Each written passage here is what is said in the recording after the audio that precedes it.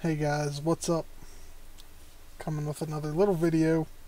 A few people have been asking me, hey, how do I start the league, or do you have any tips or anything for starting a new league? So I kind of threw together some stuff that I usually do with different characters that I play starting out a league. The first thing you want to do when you start a league is you want to try to find a class and a build that can do a few things. Number one, you want it to be able to farm in-game maps pretty efficiently. You also want it to be able to do labs with no problem.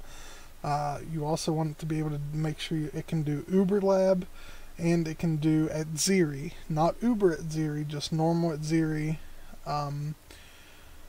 That will give you a pretty good head start if you can farm some of that stuff for currency at the start of a new league.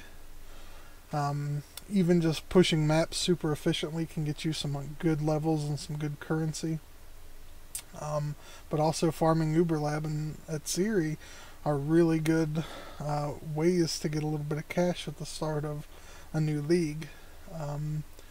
So a couple tips on how to get there, how to get through the game fast.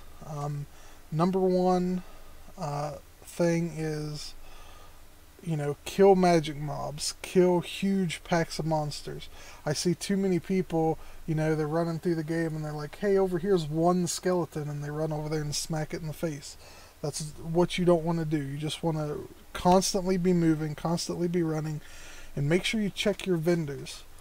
Every time you get back to town, I usually check my vendors, see if there's any upgraded items. When you first start the game, the first thing I always do is I come right over here and I go straight to the boots, and I look to see if there's a boots with move speed. Move speed is huge. A lot of times you find the boots with move speed, that's it, you're done. Like, game over, that's all you need. Some move speed on boots. So I usually always try to check my vendors, see if I can grab a pair of move speed boots. Real easy, real quick.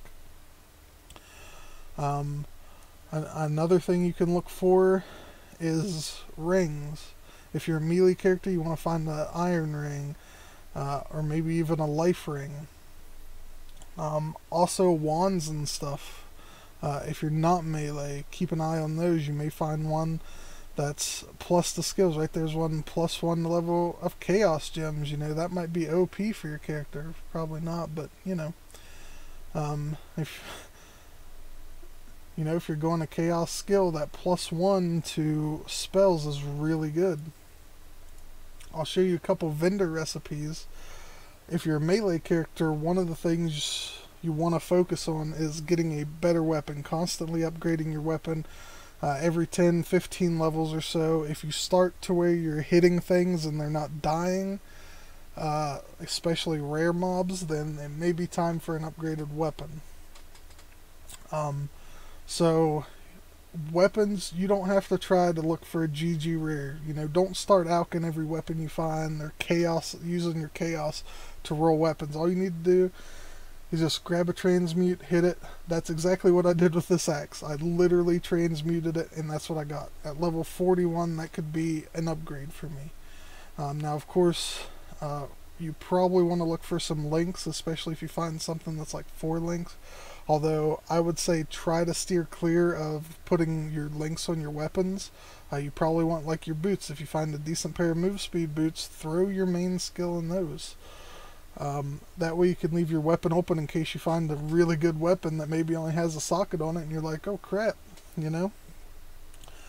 But let's say you find a weapon and it doesn't have anything on it, or maybe you hit it with a transmute and it wasn't any good. Well, if you have an extra rustic sash laying around, you can throw your weapon in. This works with all melee weapons. You can throw in a rustic sash. These both have to be blue, so you can hit them with transmutes if need be. Rustic sash is a melee character, something you probably want to look for anyway, for some extra damage. And then a whetstone, and you get a maul that now has 40% increased physical damage. Right, so all you have to do is hit accept, And then you can easily just grab an augmentation and hit it and hope for something good. There's some cold res. Not perfect, probably not what we want, but it may be something that could help us out. And potentially does a lot more damage than maybe the level 40 maul that we have at the moment. This is probably a bad example for a level 67 maul, but something I just grabbed from the vendor. You know, at low levels this can really help if you're running around with like a driftwood maul or something. You want to look like, oh hey, there's a brass maul. Maybe I should pick that up because my damage is getting a little low. Another thing for casters, you can get super lucky like I did again and get +2 level socketed fire gems. And again, I know these are high levels. I just bought these from vendors real quick. But that's something I did in the 10-day mayhem event. Is I grabbed a wand and I threw on a ring. I'll show you here how to do it. So you throw any wand in that you get that's blue, and you throw in a alteration, and you throw in a ring of your choice, and bam, +1 to socketed fire gems. Since your spells increase by the level more, getting that +1 level of gems is OP. I use Summon Raging Spirit with minion damage and burning, increased burning in a 3-link till pretty much in game. I did end up getting a Life Spring wand, which was, you know, it was mayhem, so a ton of uniques were dropping. But you can use this stuff to in game. And let's say you don't want fire, there will give you socket of lightning gems. Also, you can put in a sapphire ring, and that will give you cold gems. And a 3-link can last you pretty far into the game, depending on what skills you're using. There are some skills that would benefit a little more, possibly from a 4-link, but for the most part, +1 level of gems can be pretty good. Also, a thing I do sometimes is I'll keep a couple rings on me if I know, like let's say you're going in to fight Piety when you first get to Act 3, and you're like, man, my lightning res is low. I'll have a lightning ring laying around that I can just throw on real quick. That way I can boost up my lightning res so that I don't die instantly when Piety throws her big ball of lightning out. And if you do need some resist, if you're really hurting for resist, if you find an iron ring laying around, you can always pop in a gem of any color with the iron ring, and depending on what color gem, you'll get a ring. You can see there I got lucky and got a 30 fire res ring. One thing to note off of this, you see this is a level 60 iron ring. This is a level 60 ruby ring that gets created. And different gems will do different things. You can see there's 28 fire res from this gem. And the thing is this gem and this ring will always give me that 30 fire res no matter what I do. This combination will always give me that 30 fire res. So, you know, if you have a couple gems laying around that maybe you don't need, and you need that resistance, you can just throw it in. Throw in a green ring, get a lightning res. Maybe say, hey, that's not very good, let me try this gem with it. Oh, there's 29% lightning res. Perfect. Same thing with cold. There's a 21%. Throw this one in. There's a 28%. You know, hey, we'll take it. That's something easy, and you can also do that if you're really unlucky finding rings at the start. If you want to make one of these, say, hey, I've got this crappy infernal blow laying around that I don't need on my summoner. Let me just pick up this iron ring on the ground, and I can throw them together to make a ruby ring to put on my wand to get that +1 fire skill. Of course, you know, RNG is always on your side. You know, I wish at the start of a league I would just pick a wand randomly transmuted and it pop up with +2 socket of fire gems. But this is a level 59 wand as well, so. But anyway, that's a couple little easy tricks to help get you through. Another thing that I like to do early league is I like to make a couple, if you don't have premium tabs, I first recommend that you get some premium tabs because they're going to help you out a lot. And I like to take a couple and just name it 1C, 2C, and 5C. This is pretty much a staple that I like to use at the start of seasons. And then what you do is you just make it public, so set price on all items, and then you can go ahead and set them to 1 chaos orb. So everything you put in this stash tab will now be 1 chaos. You can do the same 2 chaos and 5 chaos. And then what you do is you find stuff, you say, oh hey, like this is a pretty good axe, or like this is a pretty good wand. Let me just see if maybe somebody wants that wand. Here's another good wand I have. I could probably easily get 2C out of it. Let me just throw it in there. This axe I could maybe get 1C out of. Let me just throw it in there. And obviously, guys, I'm using these as examples. Don't be like, oh man, that's the best axe I've ever seen, for 1 chaos. But yeah, that's just a little trick you can do. Instead of, I hear too many people trying to, oh, let me go check the prices on, no, like you don't want to spend like 20 minutes trying to look up to see what the price of this decent rare item you have is. And you also don't want to just throw away items that could potentially be good. If you pick up a decent belt or a decent wand or a decent weapon that maybe you can't use but still has decent stats on it, you may say, hey, maybe somebody wants to buy this axe for 1 chaos to help out their character a little bit. I end up selling a ton of chaos, or making a ton of chaos this way. By the time I get into maps, just finding these little items laying around and saying, hey, that's probably worth about 1C or 2C, or maybe this one's a little more expensive. Maybe you get a decent leveling unique that's, hey, this might be, somebody might pay 5C for this right now. Instead of trying to price a bunch of things individually, putting this in the tab and saying, okay, here's my tab that's public, each individually priced. I think this one, from looking, is worth like 6 jeweler orbs. Instead of doing that and trying to price stuff, just make a couple little tabs like this and just throw items in it. Even if it's something you don't think maybe is worth a lot, just throw it in the 1C. You'd be surprised sometimes if something just has some resist on it. Somebody may just buy it, just say, hey man, like I need resist right here. I can spend a chaos, and get some extra fire res and maybe a little life to help me level. People will do that. It's not something I recommend everybody do. Now if there's a unique or something, maybe you want to watch for a unique or something if you've got some currency laying around, and say, hey, maybe there's this nice windscreen boots that maybe I can get for a decent price at the start of the league or something like that. That would maybe help my build out a little bit. You could probably do that, but most usually that's not the case. Most usually I can make it to end game pretty much solo self-found, fairly easy. Get into maps fairly easy.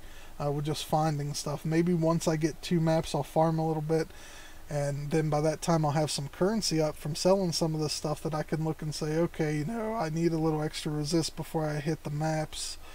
So maybe I'm going to try to buy like a pair of gloves, or maybe a nice resist ring to help me out, something like that.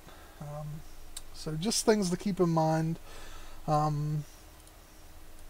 Also remember, if you are playing hardcore, when you're playing through the game, I like to stay right at the level I'm going for. Remember, this isn't like a speed run. Even if you are going for top 100, you don't have to try to be the first in the maps. A lot of times being the first in the maps doesn't mean that you're going to be the first person to hit level 100. A lot of people that are pushing will hit like level 90, 95 and just quit. So that gives you time to run your maps more efficiently instead of having to try to fly through the game. Make sure you do a lot of your stuff like as you're going. I know a lot of people that try to rush through the game and then come back and do some little quests. I like to do all my quests. Mostly, there's a few that I might pass up, but definitely get all your skill points, all your bosses out of the way, And some of the new bosses you're going to want to look out for in the later acts because they have buffed them a little bit. So just be careful, make sure you're at level, or if you're in hardcore, probably a level over for a few of the bosses. A few of the bosses they changed, and the bear boss. The bear boss, when you get to Dread Thicket, can really mess some people up. But yeah, that's pretty much it. When you get to Act 10, you really want to watch that. Act 10's really when stuff starts hitting hard, so slow down a little bit once you get to Act 10. You know, you can race through Act 5 pretty easily, pretty quickly without slowing down too much. But once you get into some of these higher acts, watch as you start doing your side bosses. And make sure you're doing your labs. One thing I like to do when I get to level 10 or to Act 10 is I'll maybe farm a little bit. You know, maybe I'll farm some blood aqueducts and just try to get a few levels, or sometimes I'll farm the canals and feeding trough even. And before I kill Katava, I try to do Merciless, especially if you're not going to have good enough gear to get good resist, because then you kill Katava and now you have crap resist and it's going to hurt you when you go try to do your Merciless lab. So I like to get my lab out of the way before I kill Katava. Same thing in Act 5. Usually for most people it's not a problem. Usually by Act 4 they usually go and do their normal lab. Sometimes I will save my cruel lab until I get to Act 10 on certain characters. And then when I get to Act 10, I'll farm a little bit, get up to level 68, and my internet just messed up. I'll get to level 68, and then I'll go do Cruel Lab and Merciless Lab. It just depends on what you're comfortable with, what build you're running. Sometimes getting those extra 2 points earlier can be a lot better for you, for your character. But yeah, just remember some of the normal recipes. Remember that you might need chromatics, so make sure you're picking up some of the chromatic recipes as you go. I know a lot of times people hate picking stuff up, but early game is when, in a league, in my opinion, early game is when you want to build up your currency, right?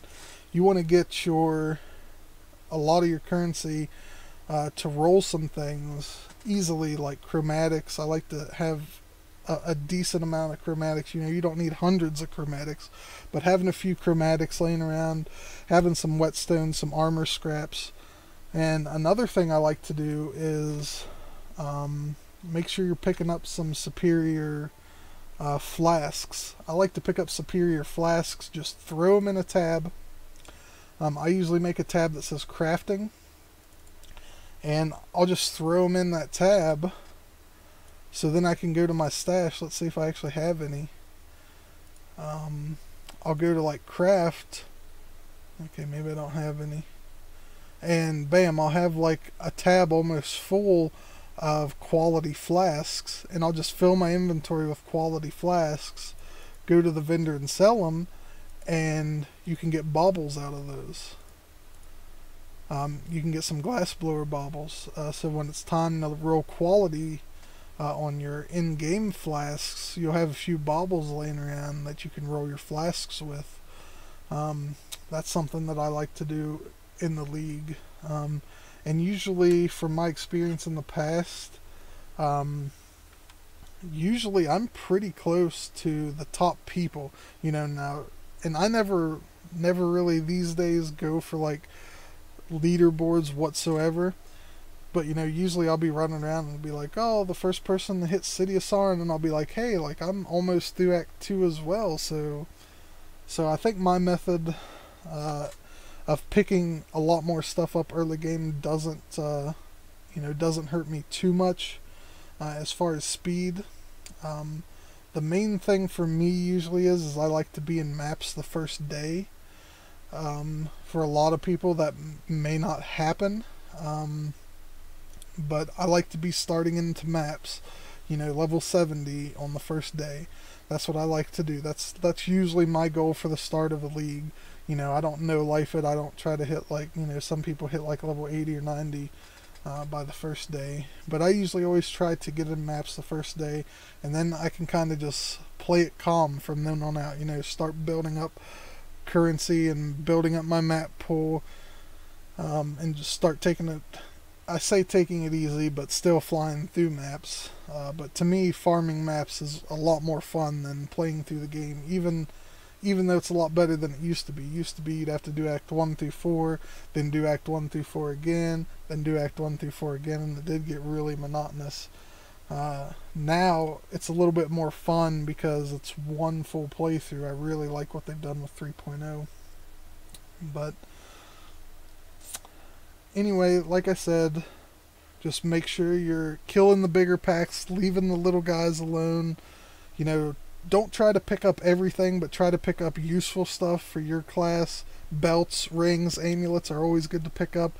What you don't need, if it's halfway decent but just doesn't have stats that are good for you, you know, try to make a couple of those stash tabs and throw it in. Yeah, and that's pretty much it, guys. I hope this helps you out at least a little bit. Maybe gives you a few tips and things that you didn't already know. This video is probably already way longer than I wanted to make it, but hey, if you guys do have any more questions, obviously I'm going to be around because I'm just waiting for League to drop. I can't wait for the Abyss League, so leave some comments. I'll answer them if I can, and make sure you like and subscribe. Thank you guys, and I'll see you later.